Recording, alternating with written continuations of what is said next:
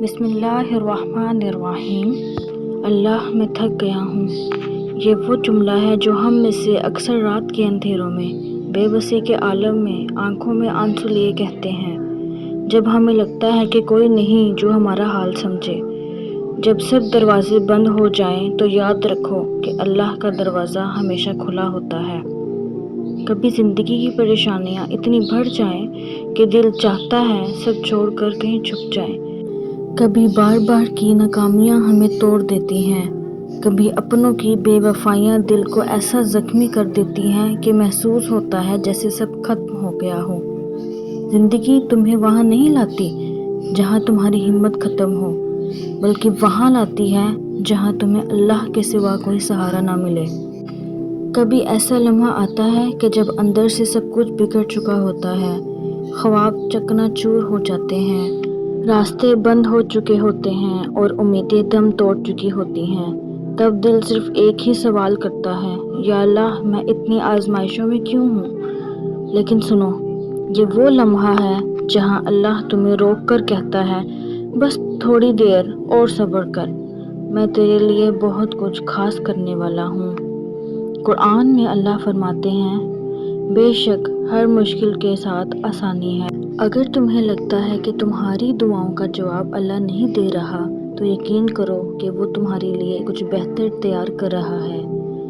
اگر تمہاری دعائیں ابھی پوری نہیں ہوئی، اگر دنیا کی ٹھوکریں برداشت کرتے کرتے تم تھک چکے ہو، اگر تمہیں لگتا ہے کہ تمہارے آنسو ضائع جا رہے ہیں، تو یاد رکھو، تمہارا ہر آنسو اللہ کے ہاں محفوظ ہو رہا ہے، تمہاری ہر دعا سن لی جا رہی ہے۔ بس وقت آنے دو اور دیکھو اللہ تمہارے حق میں کیسا فیصلہ کرتا ہے۔ تب اللہ کہتا ہے، میں نے تمہیں اس لیے تھکایا ہے تاکہ تم میرے قریب ہو جاؤ۔ جو چیزیں تمہیں اللہ کے قریب کر دیں، وہ چاہے دکھ ہو یا سکھ، تمہارے لیے رحمت ہے۔ یہ وہ وقت ہے جب تمہیں اپنی ہمت چھوڑنے کی بجائے اللہ پر اور زیادہ یقین رکھنا ہے، کیونکہ جو تمہاری سن رہا ہے وہ تمہیں کبھی مایوس نہیں کرے گا۔ سجدے میں گر جاؤ کیونکہ سجدے میں سکون ہے، دعا میں بہہ جاؤ کیونکہ دعا میں شفا ہے۔ اللہ پر بھروسہ رکھو کیونکہ وہ کبھی مایوس نہیں کرتا۔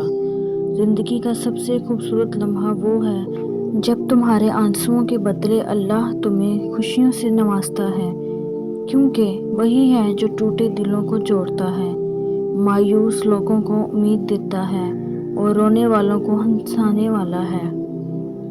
اللہ کے لیے صبر کرو کیونکہ تمہاری کہانی کا سب سے خوبصورت باب ابھی لکھا جا رہا ہے۔ اگر آپ کو ہماری ویڈیو پسند آئی ہو تو ہمارے چینل کو سبسکرائب کریں۔ جزاک اللہ۔